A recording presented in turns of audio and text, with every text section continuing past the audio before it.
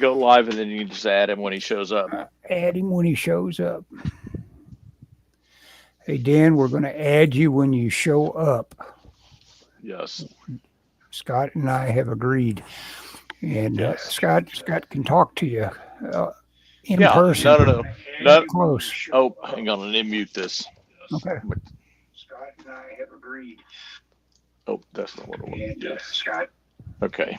I'll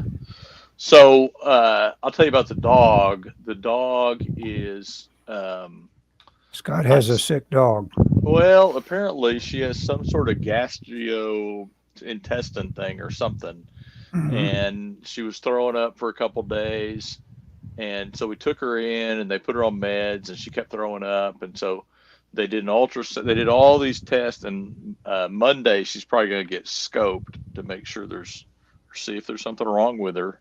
Hadn't swallowed a rubber toy. Well, she can breathe. So my fear is that she will have swallowed something and that she'll need surgery to remove it. Yeah. Mm-hmm. But we're going to see. Last night was pretty terrible because she got up and when instead of going back in her crate, she laid on the bed and Michelle tried to pick her up and she kind of growled at Michelle and she acted like she was in pain, but she wasn't whining, but she wouldn't lay down and she was just restless. Mm-hmm. And I think I think both of us were afraid she wouldn't make it through the night, but she did. And so Michelle took her to the vet today. The vet that's going to do the scope, and they looked her over and they put her on a few more meds. They actually put her on a dewormer. Somebody asked me early on if she maybe she has worms. I was like, is that possible? But so we're of course now we're like, well, that would be great if that's what the problem was. Well, isn't worms always just like a precursor to getting fleas? Because that's what it is. It's like fleas going through their reproductive cycle by going through the dog. Dude, I have no idea. I'll be honest with you. I mean, I don't think so because I thought fleas are on the outside, but who knows? Yeah, they're on the outside, but they eventually work into you, and that's their reproductive cycle. As they come out the end of the animal. Yeah, that's going to be a flea. Oh, okay. So anyway, our trip to Florida we're going to call it postponed, but we're not going to Florida. We were supposed to leave Saturday and drive to Florida. We'd taken off because we both have time we have to use by the end of the year. And so, but we can't leave with the dog sick, No, I'm sorry you guys have to do that. It just, well, like well, I'm still taking off. Michelle doesn't, I really need to burn about 100 hours, but I'm going to burn 40 of them next week. Monday we got to deal with the dog. I'd like to go to Tulsa one day and go to there's a store, a bookstore up there that's huge that I'd like to kind of just go to. Scope out. Yeah, I was going to go downtown tomorrow, but Michelle wants me to come home, so I can't go home. I can't go downtown tomorrow. But I mean, I had a couple books I was going to take with me and read. I'll just read them here at the house, So, I mean, I'd rather we're going to go Pensacola and New Orleans, but I'm going to go look at a car on Saturday, so maybe I'll buy a new car. Buy a new car, okay. Maybe. You never know. I've been looking for one for about a year, so. Has Dan responded? No, he hasn't. But we had that little thread thing going on in the chat. Dan, did you address him in the chat? I haven't seen the chat. Yeah. Oh, I can't see the chat. Dan asked, has the dog vomited or passed blood? Dan says, hold on. He'll probably be here in a minute. Okay. So I'll answer Dan's question. Yes, that's what got this started, was vomiting.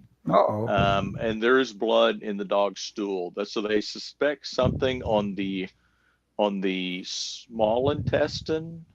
Something there's not right. It could be, now they told us it could be like a hernia or something, and the scope should figure that out. So, Well, I tell you what, as quick and as agile as that little dog is, I can see where he could make a sudden turn and just give himself a complication. You know, I mean, the thing sees himself coming. Oh gosh, he's and moving so quick. It jumps off the back of the couch and into our tile floor in the kitchen, and just makes us crazy. So I finished this page up. I think I started this last week. Oh yeah. Anyway, I thought it came out pretty good. Do you remember, Ellis, when we went to the parking lot downtown and I took those pictures because I was going to do that comic story? Yeah, the underground parking lot. Right, and I never used them. Well, this story was supposed to take place in a warehouse, but I asked Dan if I could do it in a parking garage. Sure. And so this is because I just drawn that comic with the warehouse, that Phantom comic. And I've already drawn one warehouse for our comic. There's a warehouse on fire, and I wanted just a different location. I got tired of drawing crates. I don't feel like the crates are. I think this will be a little more interesting visually. At least it was more interesting to draw. Anyway, so I've been using those reference photos that I shot. I found them. And this is but I didn't. So my concession to Dan was I didn't draw any cars in here, so it looks like an abandoned parking lot or a very vacant parking lot. I think that's what Dan said. Just make it look empty, you know. So yeah, make it look like a place of meeting for nefarious types. Yes. Anyway, Cool. So that's what I'm up to. Do you ever read any fantasy? Sorry. Do I read fantasy? Well, I've read, the Fafford and the Grey Mousers and other things that I've enjoyed. Oh, okay. My recent pass at what you could call fantasy, I'm a little. I guess you get beyond a certain point. Like I've tried to read some science fiction that mesmerized me when I was like in high school. Oh yeah. Let's see, Stand on Zanzibar is a great example. I thought that was just the greatest thing. I couldn't even get started on it. There's just something about the style that was of its time. Oh yeah. That I just couldn't get back into, I'm one of the books that I want to take with me, or was going to take with me if we went to Florida, was a compilation of the 4 Jack Vance Dying Earth novels, which you may be completely unfamiliar with. Well, I've heard of it. Yeah, well, it's fantasy that that takes place like at the sun is a dying ember in the sky, and and there's like all these weird creatures. It's not like elves and stuff. It's a little more. It sounds like he's ripping off William Hope Hodgson, which is a public domain of Nightland. I don't know about Nightland. Let me write that. Yeah, it's a huge book. It has to have been something that he wrote in serialized form. That's the way a lot of these guys got their books out, or got the books that they did completed. I have a feeling they'd serialize and it'd show up in magazine form. But then when the book came out, well, hell, Joseph Conrad did it, for. This is definitely that. The first volume. So the first volume was written in the 50s. And it was what they call in science fiction terms a fix-up. And what that means is that it's either multiple stories that were sold as short stories that are connected, or it's something that was expanded from something that was originally published, like in a science fiction magazine or something. That's what I'm finally come to accept about the idea of all art. If you're objective about what you're up to, you realize just how plastic it is. It's like Let's see. I always do this, so I should be able to just take what I had been doing over here that I didn't use and put it right here. Oh yeah, and Yeah. Jack Vance was the guy that did that. Philip K. Dick did that a lot. Oh yeah. Oh, Philip A K. lot Dick. yeah. Philip K. Dick, and then the guy named Jose Farmer. What was Yeah. his first? Well, I guess that was Jose Farmer. Philip Jose Farmer. Yeah. He was almost bad about it. It was like, oh, this is just me copying Doc Savage. Just Oh, practically cut and paste it, you know. Yeah, I want to read this, I had these books when I was a kid. I read a lot of fantasy when I was a kid, and I had read one of them, I think, and I own the others. They're around there somewhere. But when we were in New York, one time they had released them all as a compilation, kind of a 4 books in one, 600 or 700 pages. I bought that, but I hadn't had a chance to read it because it's not a fast read. Yeah, It's a slow read, So anyway, so that was something. I'll probably. The great thing is, since we're not going on the trip, it's like, well, I can start reading this now. I don't have to save it for the trip. Anyway. Yeah, all I've been reading is in audiobook form, but I've been enjoying a couple of pretty good ones. Well, by the same author, which can get confusing. I've got a really, yes, Dan, I did send it to the Hotmail account. Oh yeah, I was wondering. We ain't got Dan on, have we? No, let me double check. Let me wait and see if he wants it sent to the Hotmail account. Maybe he doesn't. It says hotmail.com. But if you don't want it sent to the Hotmail, we're going to have to do some forensics, or we're just going to have to forget about having you on the show. Well, after all, we do have Scott here now. Hang on just a second. I don't know if you'll lose me. Maybe I could forward him this email. Okay. Yeah, you could send it. You could send, what I sent to you to him. Okay. Yeah, I'll do that. We did lose you, but I'll continue along like you're going to be back. Okay. You are back. I think I'm back. I just sent him the link, so he should get it from you or me. And it was Hotmail. Oh, it was a Hotmail you sent to him? Well, I've already sent him that. Well, who knows? Anyway. Okay. Well, maybe it. Well, and I wanted him on the show. I was hoping he'd pop in because I need to talk to him about something. He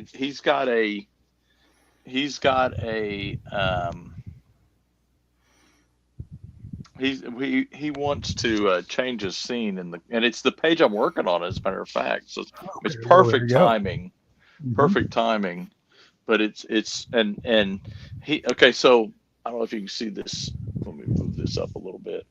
So This woman, she sprays this guy. She pulls this little canister out of her purse and she sprays this guy, and then he's like, "What are you doing to me?" And she's gonna put her mask on, which I need to find my reference for her mask. She'll put her mask on, her superhero mask, her supervillain mask. And then he had her kicking the girl, or he had her kicking him. My problem was I couldn't get it to fit in the panel in a way I liked. And so I was going to have her do not a knife hand. What do you call a palm fist? And just clock him. But just with the thrust of the thrust of the palm. What is that? Wing Chun? That's what I associated with it. It's a pelvic thrust. Yeah. There are so many deadly strikes. But, I was looking at that's the plan. A guy that's a Thai boxer. Yeah, I think they called him something. They called him some sort of hardwood. I forget what his name. Like mahogany or something like that. Mr. Pine. Mr. Pine. Well, that's a softwood, isn't it?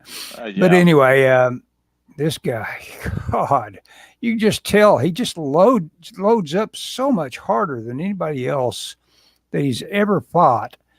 Oh, God. And hits so much harder that they actually they had to kind of alter some rules for him because he basically would just knock your head off with kicks and stuff. And it's like, okay, I've got too good, huh? All right, great. It's a great thing to know about That yourself. doesn't seem fair. That doesn't seem fair if they're going to Yeah, I change know the it. rules. When you get that hard, you just scare people.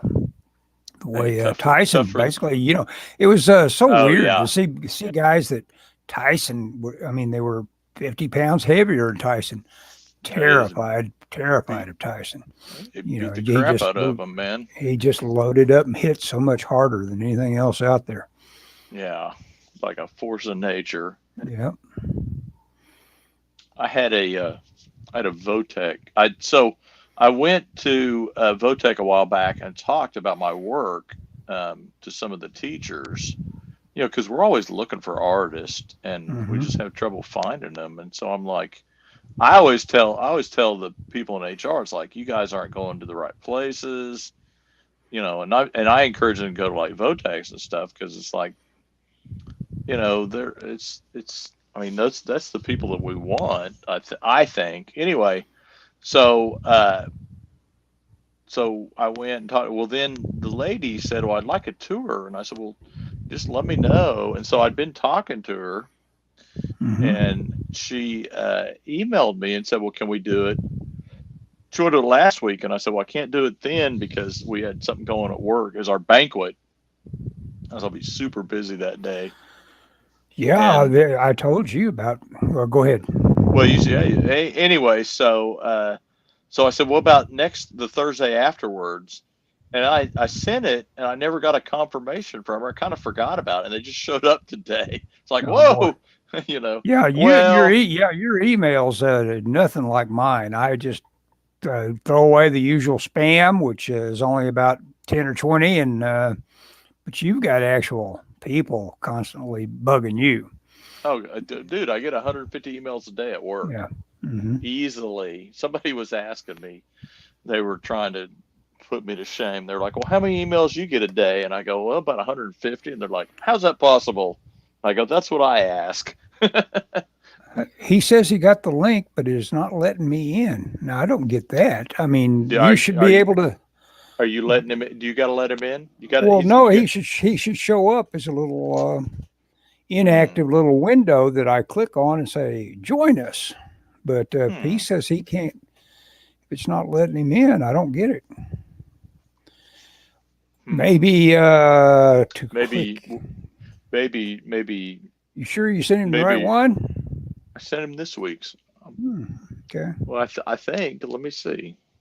Yeah, because I still got the email open. Okay. Yeah, it should be subject line. Are you in town? Yeah. That should do it. If you're here, it should mean he could be here. I don't get it. I can't solve it. Oh, Dan says he's in. You need. Oh, yes. Oh, now he is. Yeah. I accept that. I do agree. He is in now. Hey guys. Hey, there Dan. he is. You don't have the little oscillating icon, but you're here. Yeah, I'm sorry.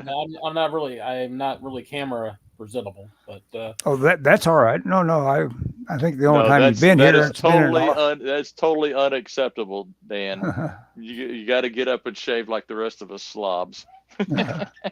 Well, I did shave today. It's just not where you can see it. So. Oh, okay. Oh, there we go. Oh, terrible. More of us need to do that. So it's just a shave where we can't see it. We're not letting. Anyway. So Dan, I wanted to talk to you because you had sent me a chat. Yes. Later about change. This is the page 10, and you had talked about changing. So I have she sprays him with the chemical. Yes. Then she puts on. I don't know if it's on camera. I don't think it's on camera. Yeah, as a matter of fact, I soloed you. Oh, okay. She puts on her mask, and I had him in the background, kind of like Then I couldn't get a kick to work out in a way I was happy with in this panel. I was going to kind of wing it, but I got her. My idea was that she would do kind of a palm thrust to his chin and kind of knock him back. Okay. Are you talking like a Commander Riker palm punch? I don't know who Commander Riker is. Dude, Star Trek: The Next Generation.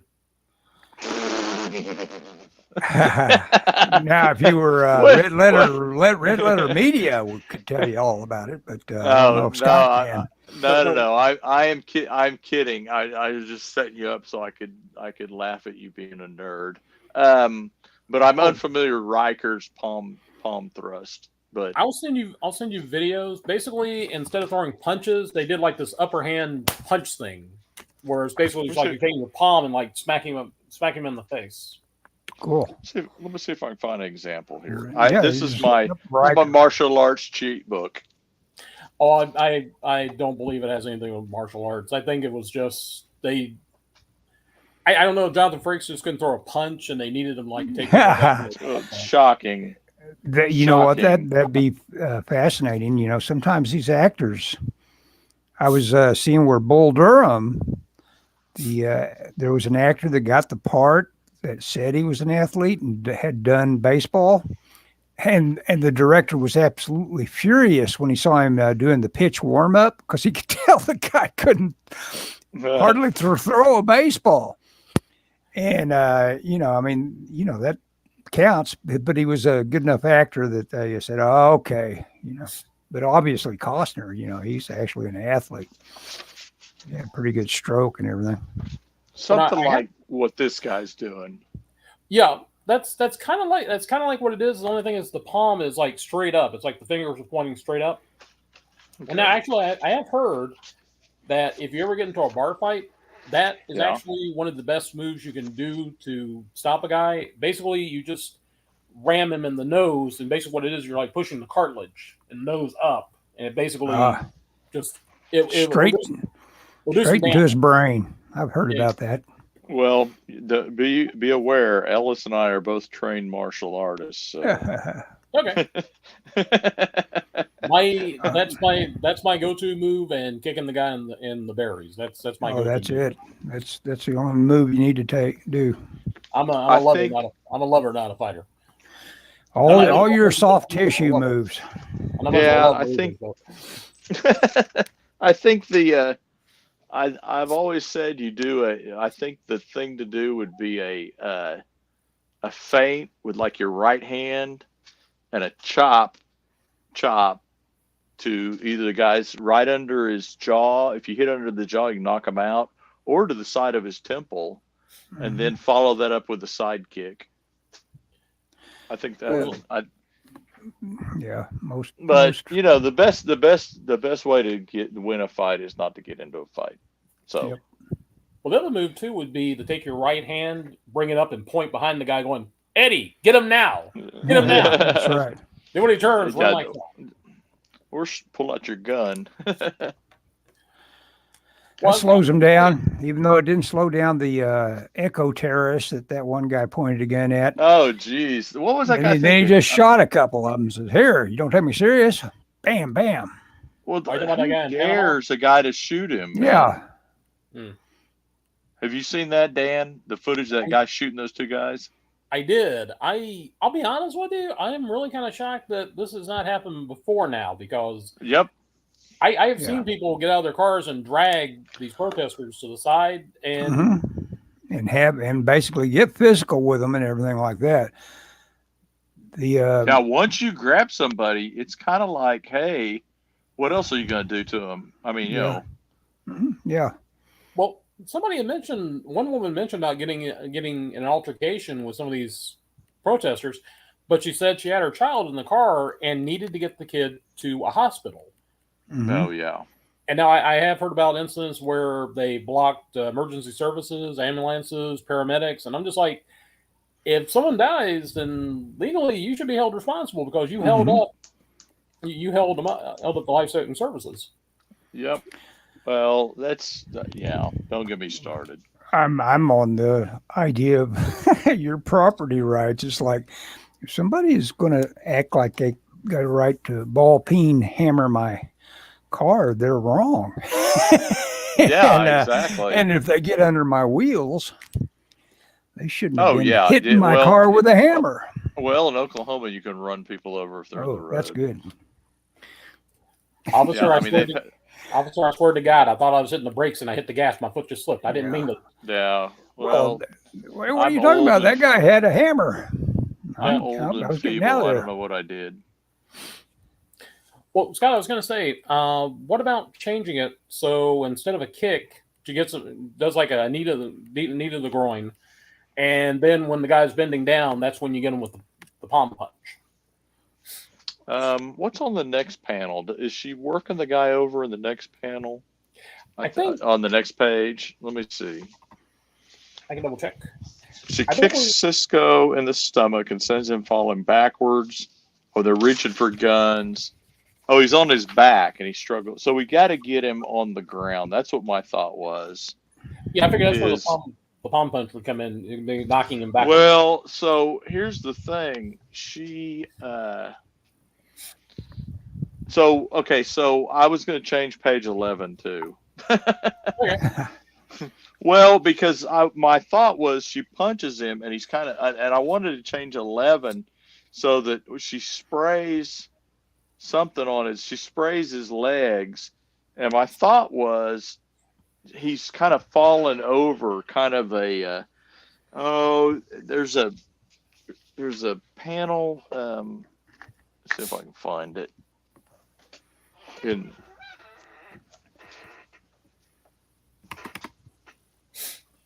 Hang on, I saw it right here.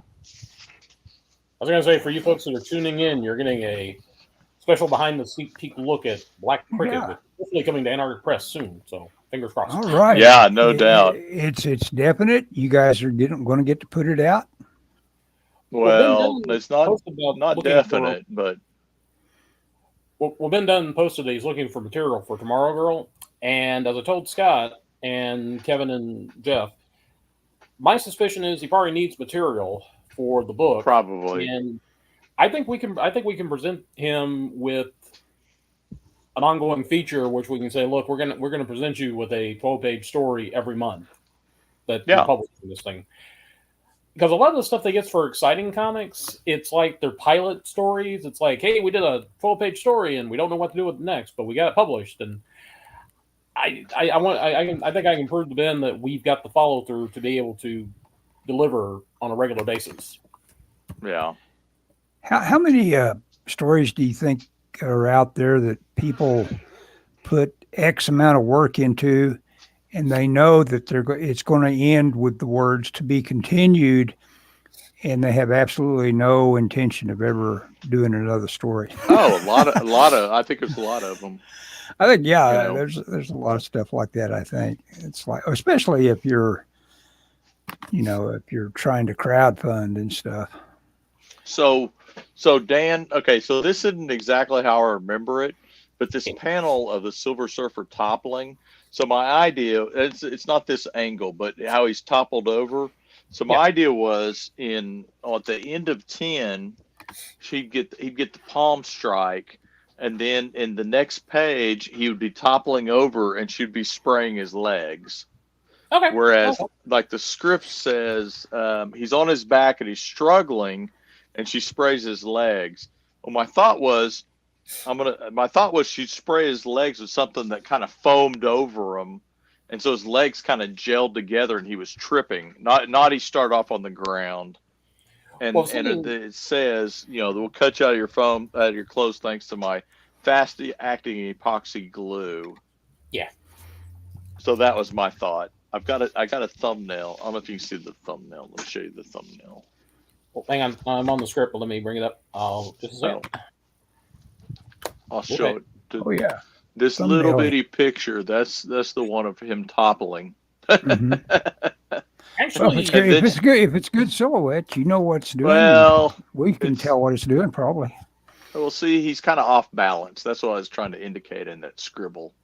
Mm-hmm.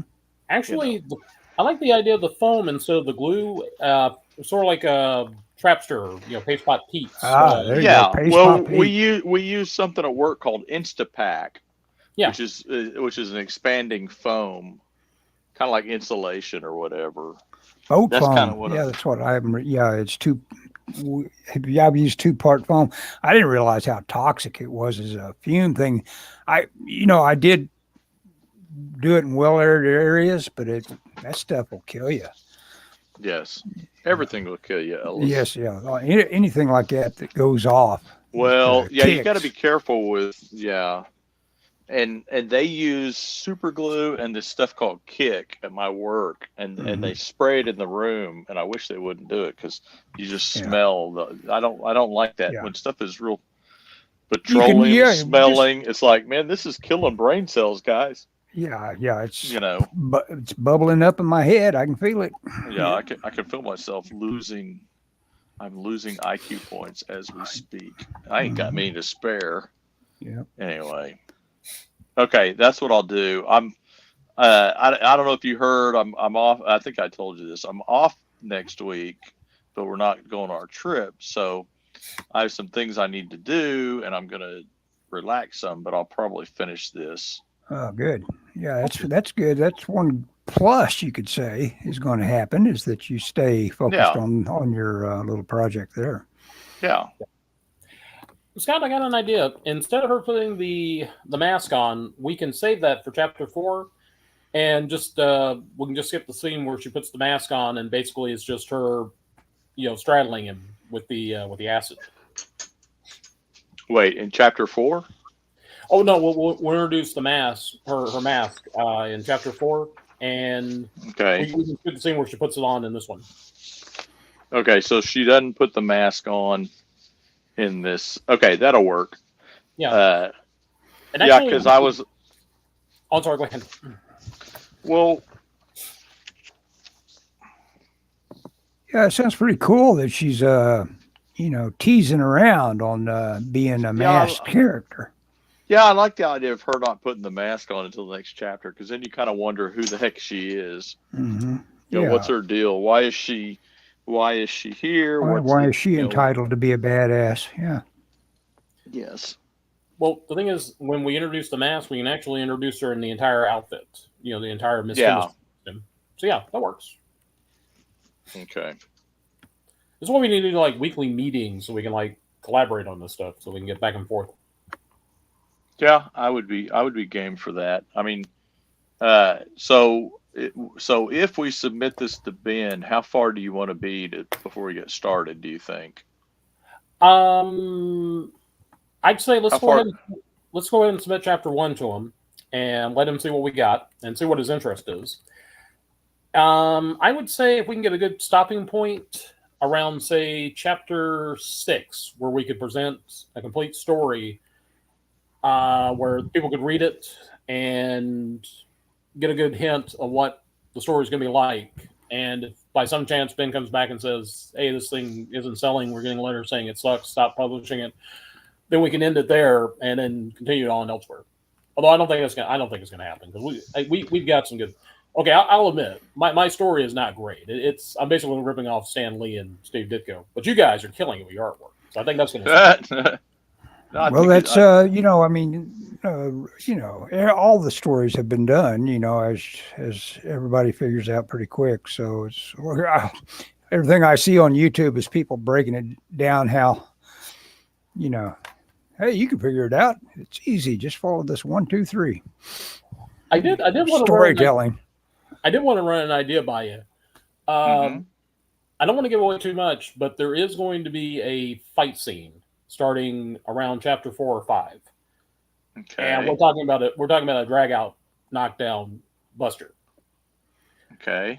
What do you think about starting the chapter with the fight with 2 women sitting in a cafe talking about their lives and stuff, and basically do that for 3 or 4 panels, and all of a sudden you got Black Cricket crashing in through the window, and then the fight starts. I like that idea. I just like this idea of it's like all Marvel, all anyone does in Marvel is eat and talk, and I'm just like, yes, I just want to parry that.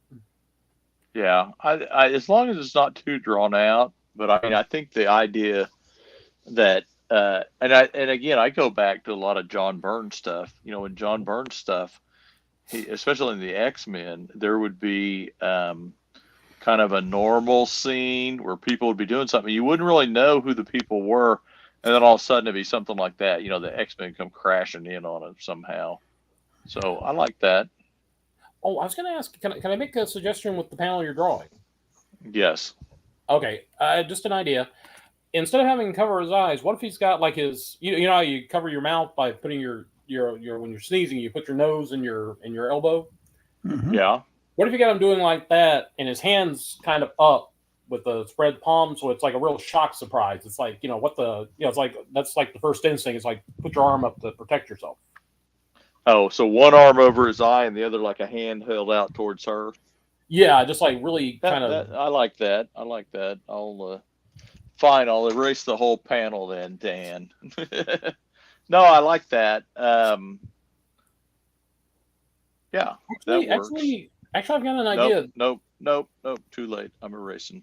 Well, no, I've got an idea, but you'd have to redraw the previous page and this page. Oh, I'm not doing that. Oh, come Maybe on, not. Remember that next time you call me a nerd. Actually, if we want to do this like Stan Lee and Steve Ditko, I'd just be like, well, did I ever tell you my Sal Buscema story? No. Well, I interviewed him and Butch Guice for a back issue. And Nice. Sal was talking about him doing a Captain America story with Stan, and Stan was like taking forever to get to him with the story. Yeah. And finally he was just like, okay, here's what we're going to do, Sal. Captain America fights bad guys in Washington. So just fill Cap fighting bad guys for 18 pages. Nice. That was a Nice.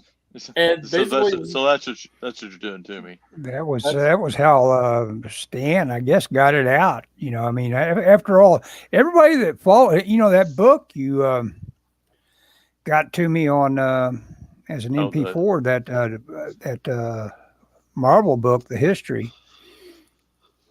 Yeah. Everybody that followed Stan Lee couldn't keep up, and you gotta assume that Stan could only keep up because he was like a thumbnail kind of guy, Oh yeah. That's the only way you can really do that job, is like, if you get hung up on details, it's not happening. It's not going. The presses aren't going to roll. well, I've been going back and rereading the Lee Ditko Spider-Mans. Mm-hmm. And it's funny what reading the typos they got in there, like talking about Peter Palmer in his bedroom, and Michael Octopus fighting him, going about, now I've got you in my grasp, Superman, and you're in this, and yeah, they. I was watching Fandango the other night. I guess pretty much the first Kevin Costner starring role, and there's a guy reading a whole. First he's reading all the heavy stuff. He's reading Siddhartha and Steppenwolf and other philosophical things. He's going to become a seminary guy. He's going to be a preacher, a seminary student. And so he's reading really heavy stuff, and then it shows him with the Hulk, an Incredible Hulk copy. And so I sure enough, in the trivia for the movie, it tells you which issue, and you can look it up. It's got the Avengers up above the Hulk, and they're caving the cave in front of them. There's about to be a fight. I guess it's a pretty famous issue. It's worth about $150. Sounds pretty famous. Yeah. I always like watching old movies, like especially from like the 70s and 80s, and you go by like a comic book rack in the convenience store and just check out some of the comics. The spinner just full. Yep. Have you guys ever seen the Naked City episode that has the first Spider-Man? It's Amazing Fantasy number 15 and The Journey into Mystery to introduce Thor on a newsstand in New York. Oh wow! What is the Naked City? It was a crime anthology from the 1960s. The episode had Burgess Meredith in it. Yeah. Oh, cool. Interesting. And the thing was, go ahead. They shot in and around New York, and they actually shot on location in New York. And this was an actual newsstand. They just happened That's cool. to film on the day when those comic books were in the background.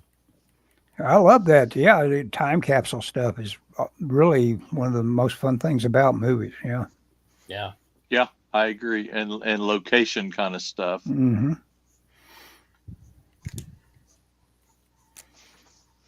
Okay, there's what I'm doing, Dan. Okay.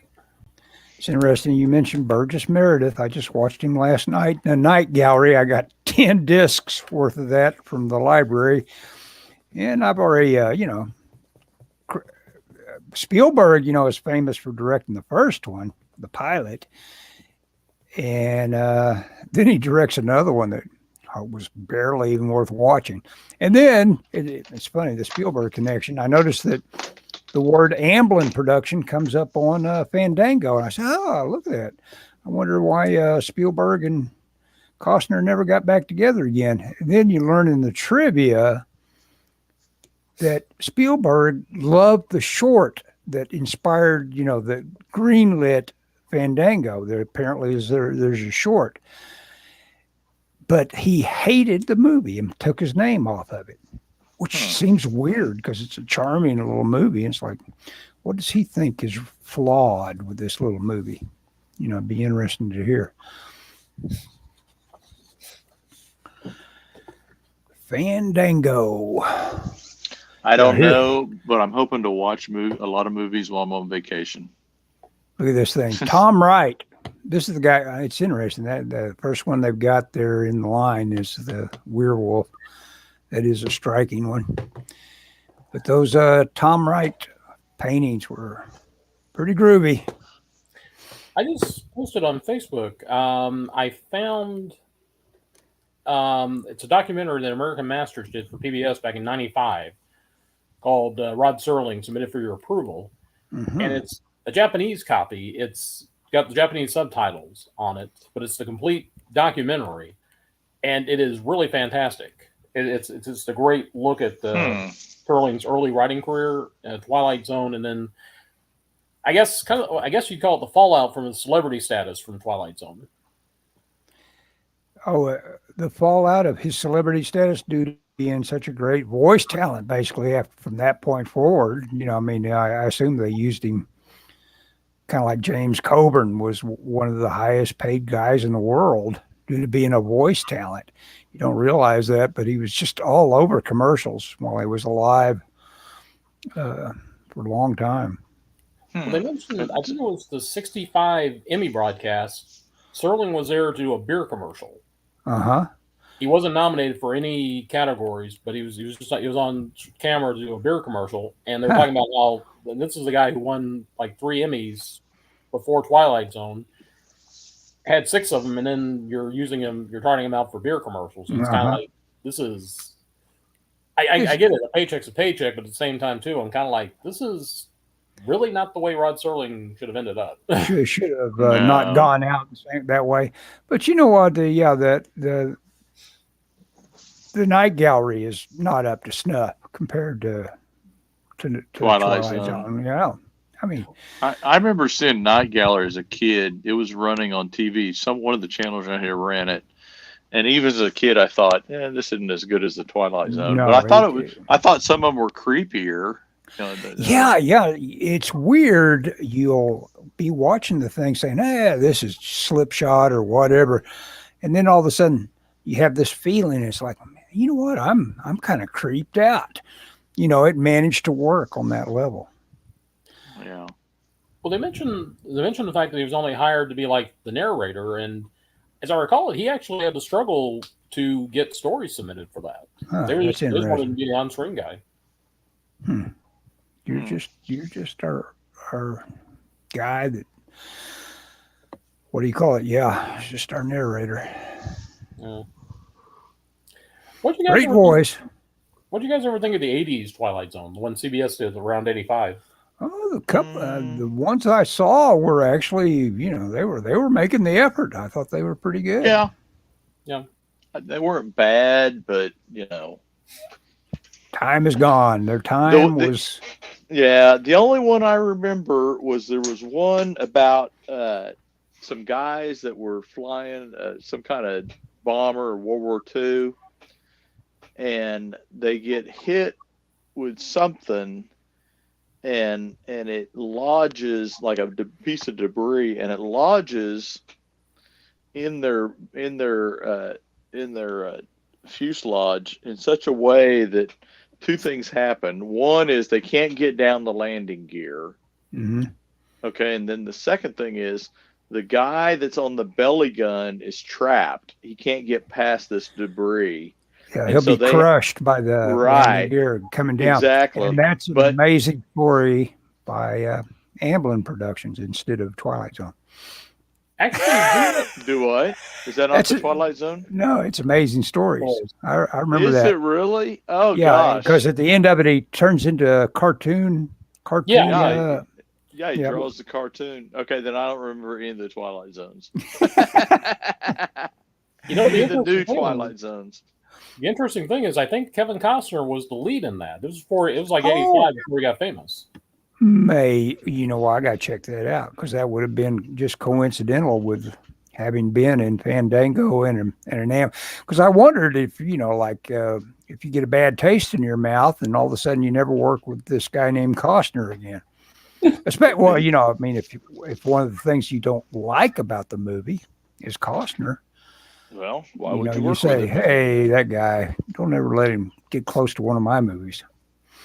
I am reading a documentary about the making of the Godfather, and I checked it out thinking it was the movie, and I kind of checked it out reluctantly because, I don't know if I want to read this, but a big chunk of it, the first third of the book, is about the writing of the novel. It's a great book.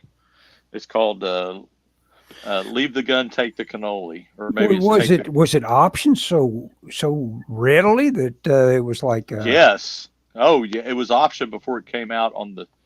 I believe it had a weird life because he was kind of a failed writer. He was writing he had written 3 or 4 novels and none of them really sold well. And he was kind of at the point to where he felt like if he didn't have some kind of a lucky break, he wasn't going to get, he's going to go back to working. Mm-hmm. He was a gambler, Mario Puzo. He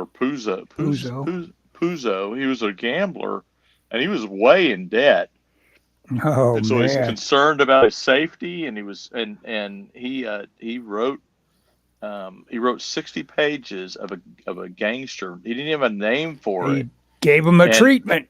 Yeah. And his agent sold it, and at the time, I think he got somebody read it and liked it, and it just struck fire, and all these paperback companies started bidding on it, and he got the highest advance ever for a paperback book at the time, or something like that. Wow! Oh, it was super successful, and it came out, and before it came out, the movie, the studios were bidding on it. That's before there was the word viral. That sort of thing happened. The word gets around. Yeah, they had scripts that are like that. Everybody knows about this script, because I guess. Yep, that's exactly what it was. Mm-hmm. Before you know it, he's writing what's that? But I was going to say, before you know it, he's also writing the script for Superman the movie. Yep. Oh, did he do that too? Yep. Well, that was a good script because I enjoyed that particular iteration of Superman. I don't know if he wrote the one that made it to the screen, though. Yeah, exactly. Yeah. He might have, though. Dan O'Bannon, it makes sense. He's kind of he lights my way with his little short wisdom about what he considers how he writes, which is that he just writes scenes as fights. Every scene, as far as he's concerned, if you look closely enough to it, it ought to be a fight of some kind. There you go. Take that to heart, Dan. Yeah, exactly. But so he's the guy that's famous for writing Alien. Yep. But then you hear the lore about Alien, and it's like the guy that they don't hardly credit is the guy that you would expect was probably the script doctor that gave you the the alien, which is Walter Hill. Oh yeah, well, that makes sense. Yeah. Well, really, if you're talking Yep. Alien, you got to talk about It the Terror from Beyond Space. I mean, you got to mention that Oh one. yeah, yeah, that's true. Yeah, the relentless monster loosed in the spaceship. It had been done. Which is Yes. actually a very good movie. I mean, it's very claustrophobic. Yep. And the monster is actually Yeah. pretty good for 1950s. Mm-hmm. Yeah, Scott for some reason Yeah. had that on hold forever at our little get together on movies. We I think used to somebody do movie. cut in line in front of you on it, didn't they? Something kept it on No. hold. No, because we stopped doing it. The last person that picked, I think, was Barry, either Barry or Dave, whoever was before me. And when I picked, that was the one. And then we stopped doing it because COVID. Okay, yeah, okay. COVID stopped us from seeing. COVID ruins everything. Yeah. I've seen it though. I watched. The library has it. Mm-hmm. Oh, they do. Yeah. I might rent that sometime. Because It's like you pretty say, good. it is good. It's got adequate performance. Marshall Thompson, who I remember, I guess it was called Hatari. I think Doctari. That's right. Yeah. Plus, he was in Code of the Cobra, which was like one of my favorite Universal horror films. Yeah, not bad. And it's got David Jansen in it too, doesn't it? The Fugitive. Oh no, Code of the Cobra does. Yes, that one has Jansen. Yes. Yeah. Just for a little bit, he turns into a victim pretty quick. Yeah. Well, it's also got the chief from Get Smart as the cult leader. Yeah. What's his name? Yeah, he's also in the Atlantis, the Lost Continent, and Yep. Yep. I was gonna say It the Terror from Beyond Space. I remember has Dabbs Greer, the one who played the Reverend in Little House on the Prairie, and there's so much stuff I see him on MeTV now. He showed up in an episode of Andy Griffin I watched recently, a Bonanza. Yeah, he's in Seconds as the guy that tells Rock Hudson he sure wish he'd turned out all right, and he's the last guy I think Hudson talks to before they take him in. And I don't want to spoiler alert. I better not even say it. If you haven't seen Seconds, you ought to watch Seconds sometime if you want to be creeped out. It was on Prime for a while. I watched part of it. You've never seen it to the end? No. Okay. Am I missing out? It's interesting. It's fun. I remember that one being the film that Rock Hudson did because he was trying to break out of that whole mold of doing like the romantic comedies with Doris Day, and it's a really good performance by him. Oh yeah. Oh, the guy could act. I mean. Oh yeah. I mean, if you can be as gay as he apparently was and hold your own with like John Wayne, it's like, okay, yeah, that guy can act. I remember we were doing a fantasy casting. It was like if you could pick an actor from any time period to play a certain character in a comic. And I remember the group that we were doing this with, we all voted overwhelmingly 1950s. He would have made a great Superman because he had that look and the build. Oh yeah, he's built pretty good for a long time. Have you ever seen Pretty Maids All in a Row? Oh God, Angie Dickinson. Oh yes, God, God. Yeah. That's a movie that you talk about me peak puberty pressure. That was the movie with the greatest lineup of just attractive little girls that were just of my time. Talk about your time capsules for me. Yep, that's that movie. And Pretty Maids on the Road, directed by the guy that married Jane Fonda for a long time. The guy that directed her in Barbarella. We won't hold that against him. Yeah, Roger Vadim. Yep. Well, now, you know who the writer and producer was? Who's that? It was Gene Roddenberry. Of Pretty Maids on the Road. That is right. Yep. I can tell without even looking that up, getting close to referencing it. Yep, that's right. Remember, Jimmy Doohan's got a part in there as a police officer. And the actress who played young Lana Lang had a role in Pretty Maids All in a Row. And I remember I interviewed her for Back Issue, and she said she was supposed to have a bigger part, but she wouldn't do the nude scenes. So they got pretty nude in Pretty Maids, yeah. Yeah. That was of its time too. It was like, what's wrong with you? Everybody's doing nude. And you could tell the actresses were almost like, like girls get about losing their virginity. A lot of them saying, let's do this. I want to get rid of this thing. And it's like they were in a hurry to do nudes back then. Have you ever heard about the Tarzan treatment that Gene Roddenberry did? Yeah. Roddenberry wanted to do this Tarzan thing in like the 70s, but he was all hung up with the whole thing about Tarzan's living with the apes. You wouldn't have a loincloth, so you'd be nude, and Jane would be nude. Like, Gene, do you just want people to get naked on screen? Because, Yeah, you're going to have to shoot around a lot. You're going to have to shoot through the bushes a lot, masking off. Ellis, you can take that several ways, but I'm not going to touch it. So, Poor Jimmy Doing over there from 1980s, like, I'll strip down, I'll do it. It's like, no. Yeah, get out of here, Scotty. Jimmy, I love you. I love Scotty, but we don't need to see that. Put it on, Scotty. Yes. I'm a doctor. You can take them off, Jimmy. I'm a doctor, Scotty. You can be totally naked around here. It's okay. Yeah. You got someone over there going, oh my. Oh my. Oh no. Hello.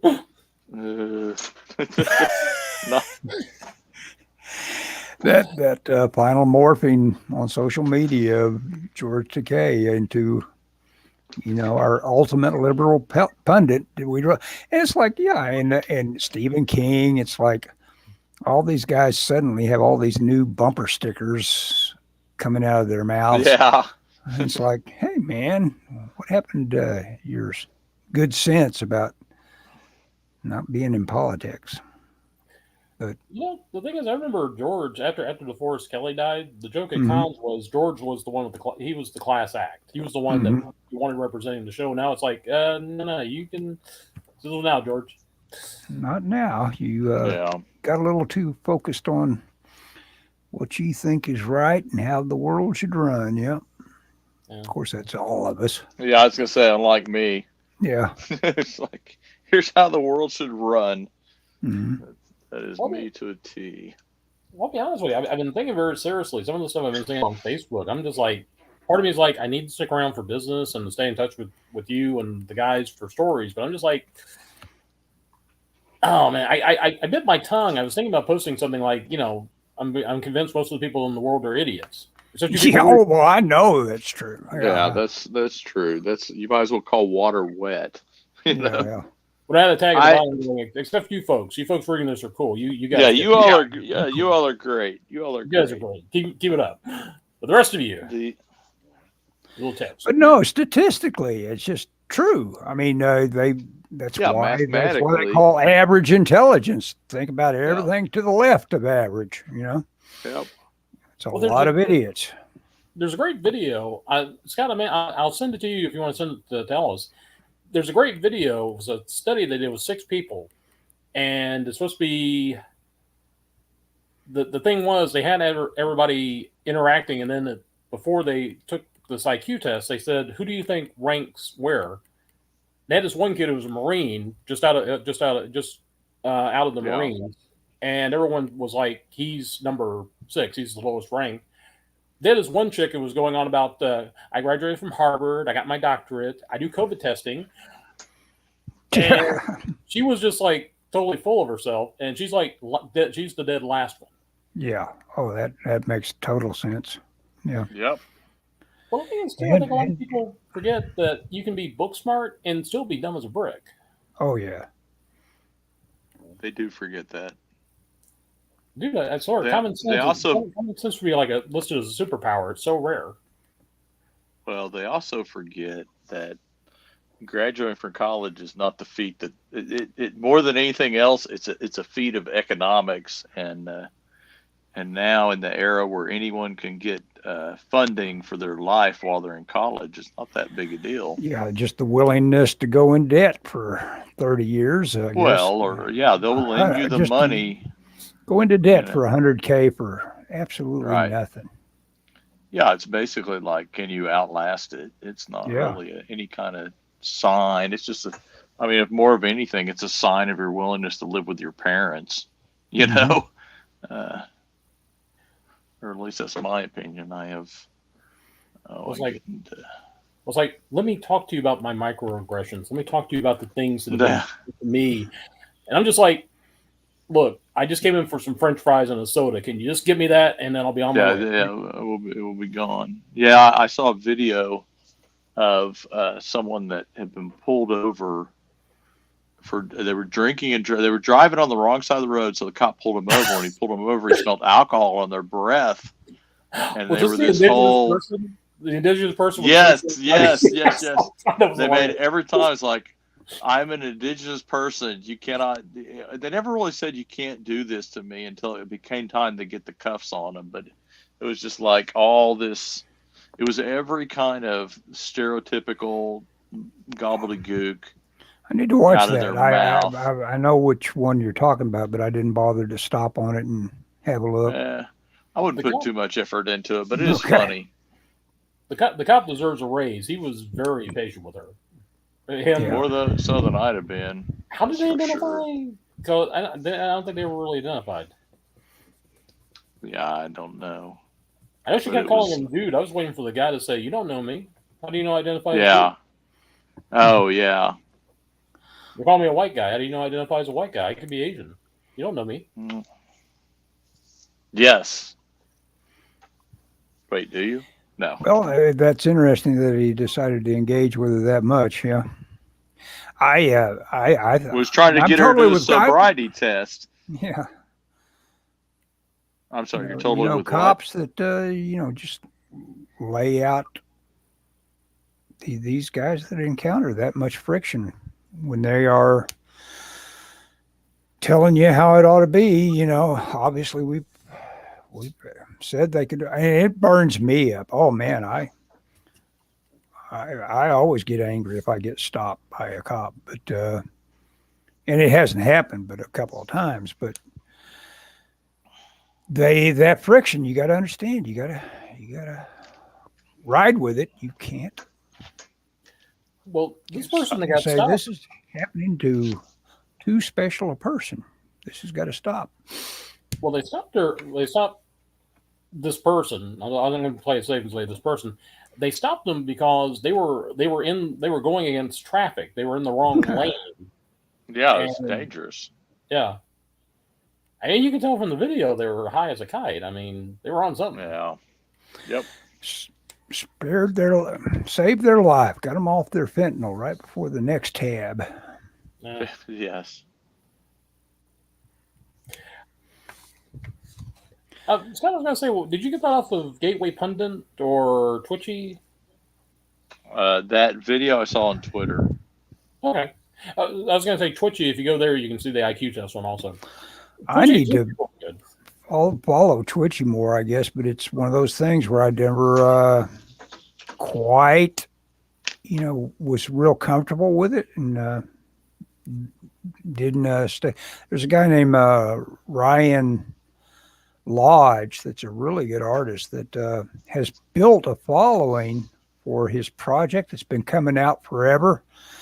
And man, is he a good artist. He reminds me most of Mignola. He's got that figured out, the strong composition, the strong silhouette, and he inks a lot like him.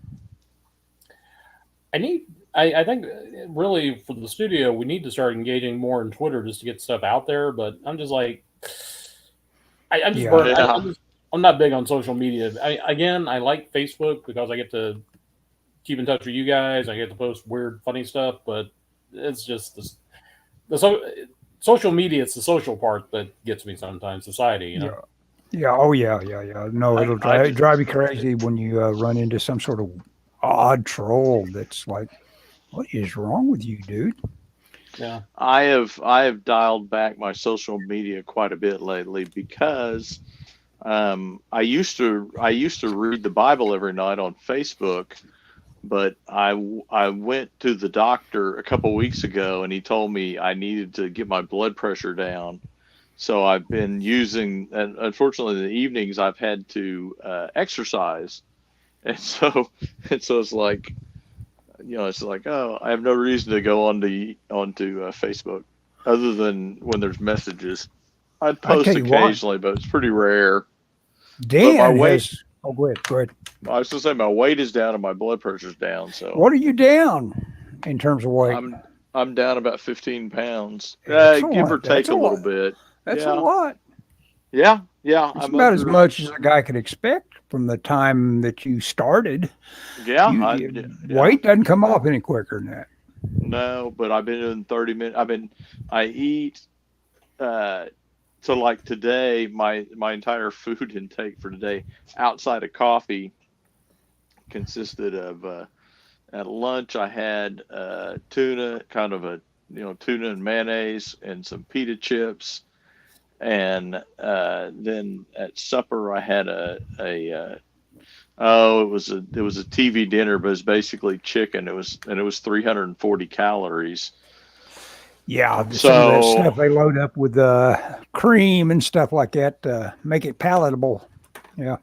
yeah, I didn't. So I mean, I figure I'm on less than 1,000 calories a day, and I'm doing that 18-hour fast. And like I said, I do 30 minutes on the elliptical every night, more or less. I didn't make it 30 last night because the dog issues, but Yeah. you know, Hey, you know what, Scott? Dan being around has really padded us out here. Really, it went really quickly to me. We've been oh at it yeah, an hour and 6 minutes. I oh think it's about time to call it quits. Hey, yeah, Dan, call it a day. thanks for coming by. It must be because we just fed each other constant streams of trivia, I Praise think, and praise. and praise. Yeah. Well, guys, it's always Yes. a pleasure to stop by. I appreciate you guys having me on. I have a lot of fun. Yeah. Hey, thanks Yeah, for it's coming fun. by. Your background on getting around on magazine interviews and all that makes you Yeah. fun addition. Okay, well, guys, anybody want to say anything? We got the Black Cricket coming apparently, and Yep. high hopes for that. Yep. No doubt, man. No doubt. Okay, I'm ending the stream then. Bye bye, all. I was going to say before we go, am I allowed to say booger? Okay, Am I allowed to say booger or not? yeah, Booger. Booger. See you guys. Okay, See bye bye. ya. Okay, well,